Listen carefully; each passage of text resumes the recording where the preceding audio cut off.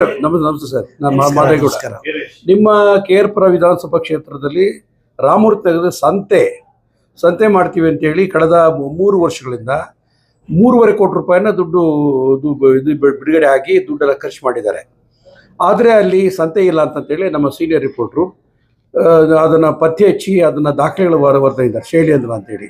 ಅದ್ರ ಬಗ್ಗೆ ಅವರು ದಾಖಲೆ ಮಾಡಿದ್ದಾರೆ. ಎಲ್ಲಾನು ಇದಾಗಿದೆ, ಕಾರ್ಯಗತ ಆಗಿದೆ, ದುಡ್ಡು ರಿಲೀಸ್ ಆಗಿದೆ. ಯಾಕಂದ್ರೆ ನೀವು ಕ್ಷೇತ್ರದಲ್ಲಿ ಮೊನ್ನೆ ಅತ್ಯಲ್ಪ ಮತದಲ್ಲಿ ಸೋತರು ಕಾಂಗ್ರೆಸ್ ಪಾರ್ಟಿಯಿಂದ. ಇದು BJP MLA ಅವ್ರ ಕಾಲದ್ದು ಅಂತ ಹೇಳ್ತಿದ್ದಾರೆ ಅದನ್ನು. ಸೊ 3.5 ಕೋಟಿ ರೂಪಾಯಿ ವಿಚಾರನ ತಾವು ಯಾವ ರೀತಿ ಅದನ್ನ ಪರಿಗಣಿಸ್ತಾರೆ? ಅದನ್ನ ಬರೀ 3 ಸಂತೆ ಇದೆಯಾ? ಬರೀ 3.5 ಕೋಟಿ ಇಲ್ಲ, ಈ ಕ್ಷೇತ್ರದಲ್ಲಿ ನಡೆದಿರೋದೆಲ್ಲ ವ್ಯವಹಾರ. ನೀವು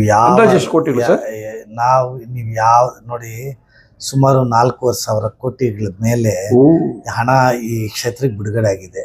ಇವತ್ತು ಆ ಕ್ಷೇತ್ರದಲ್ಲಿ ಎಲ್ಲಿ ಕೆಲಸ ಮಾಡಿದ್ದಾರೆ ಅಂತ ಏನಾದರೂ ಹುಡುಕಿದ್ರೆ ನಮಗೆ ಸಿಕ್ಕೋದೇ ಇಲ್ಲ. ಅಂಥ ಒಂದು ಅವ್ಯವಹಾರಗಳು ಈ ಕ್ಷೇತ್ರದಲ್ಲಿ ಸತತವಾಗಿ ನಡೀತಾ ಇದೆ. ಇದೇನು ಹೊಸ್ತಲ್ಲ. ದುರಾದೃಷ್ಟ ಏನು ಅಂತ ಹೇಳಿದ್ರೆ, ಈಗಿರ್ತಕ್ಕಂಥ ಕಮಿಷನರ್ಗಳು ಇದನ್ನೆಲ್ಲ ಕರೆಕ್ಟಾಗಿ ಯಾರಾದರೂ ಸಾರ್ವಜನಿಕರು, ನಿಮ್ಮಂಥ ಪತ್ರಕರ್ತರು ಅದನ್ನು ಪ್ರೆಸ್ಸಲ್ಲಿ ಹಾಕಿ ಪ್ರಚಾರ ಕೊಟ್ಟು ಅದು ಮುಂದಕ್ಕೆ ಹೋಗಬೇಕಾಗ್ತದೆ. ಸುಮಾರು ಪಬ್ಲಿಕ್ ಅವರು ಅರ್ಜಿಗಳನ್ನ ಈಗಾಗಲೇ ಕೊಟ್ಟಿದ್ದಾರೆ.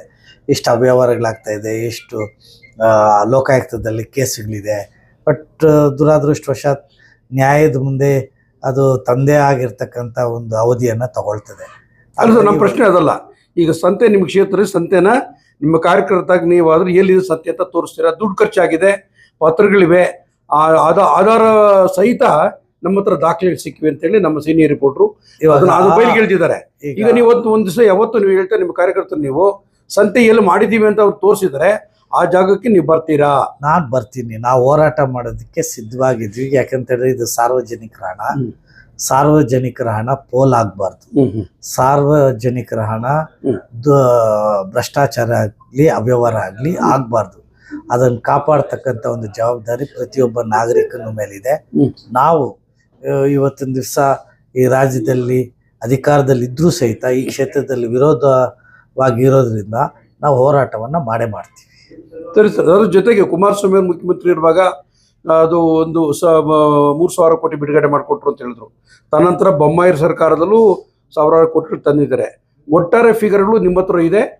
ನಮ್ಮ ಹಿರಿಯ ಪತ್ರಕರ್ತರು ಅದನ್ನು ಬಯಲಿಗೆಳೆದಿದ್ದಾರೆ. ಈಗ ಶುರು ಮಾಡ್ಕೊತಿರೋದು ಏನಂತಂದ್ರೆ, ಸಾರ್ವಜನಿಕ ಹಣ ಅದು ತೆರಿಗೆ ಹಣ ಪೋಲ್ ಆಗಬಾರ್ದು KR ಕ್ಷೇತ್ರ ಅನ್ನೋ ಭಾವನೆಯಿಂದ ಸಾಕಷ್ಟು ನಾಗರಿಕರು ಅವರು ಮುಂದೆ ಬಂದಿದ್ದಾರೆ. ಅವರು ಮುಂದಿನ ದಿನಗಳಲ್ಲಿ ನಮಗೆ ಏನು ಕೇಳ್ತಾರಂದ್ರೆ, ಓಪನ್ ಆಗಿ